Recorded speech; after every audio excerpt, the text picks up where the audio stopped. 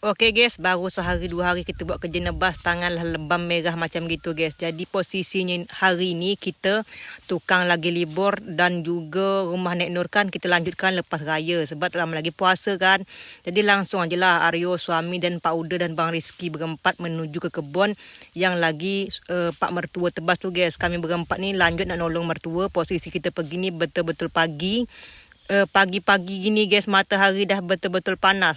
Jadi guys, selama kami nebas dekat kebun ni tak ada kami nyalakan peron sebab takut terjadi apa-apa. Apalagi ni musim panas kan, hujan pun tak ada juga turun daerah kami ni guys. Jadi kalau merokok pun guys, Mika harus pijak bekas puntung tu guys. Takut melarat kan, kalau melarat habis guys, bahaya. Jadi guys, ini kita takut-takut aja tak mempan. Dan parang kita lumayan tajam tapi keras betul roboh dah guys. Pokoknya guys, walaupun tukang libur, Nek Nur libur, kita tetap lanjut buat kerjaan lain guys. Ini kerjaan nebas kita lantak lagi. Dah lama kita tak nebas tapi akhirnya kita turun lagi untuk nebas guys. Pokoknya guys, banyak orang sebut enak hidup ya. Tak ada hidup itu enak guys. Yang penting rajin berjuang. Inti dia, apa pun yang kita kerjakan harus dinikmati dan disyukuri guys. Jadi semangat kita menjalani kehidupan dan rezeki pun berjalan lancar.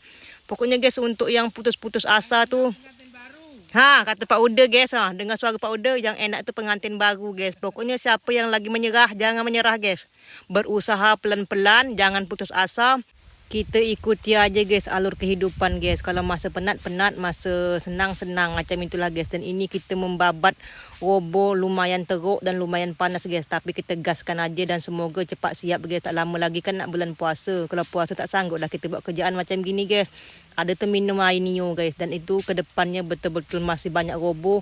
Kita rehat sekejap dan ini tangan dah merah. Betul-betul merah nak ngelombong guys. Jadi kita lagi santai dan ini mata kita pedih sebab tadi kan pas kita nebas terpelanting lah kayu-kayu ke mata. Tapi aman, masih aman guys. Itu suami masih lanjut.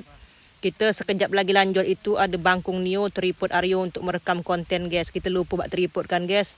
Siap kita beristirahat. Itu hari tengoklah betul-betul panas. Pak Uda dengan Bang Rizky ceruk itu tadi. Mertua belah sana. Kita dah agak mendung sikit. Lanjut lagi membabat dekat pangkal Nio macam gini guys. Kita kekas betul-betul. Alhamdulillah guys ya, dah lama kita tak nebas tapi pas dites lagi masih bisa kita menebas robo macam gini. Tengok. Penat-penat memang guys, tapi gitulah hidup. Tak berusaha kita merana, berlangau, pergi di dapur guys. Pokoknya maju terus ikuti alur.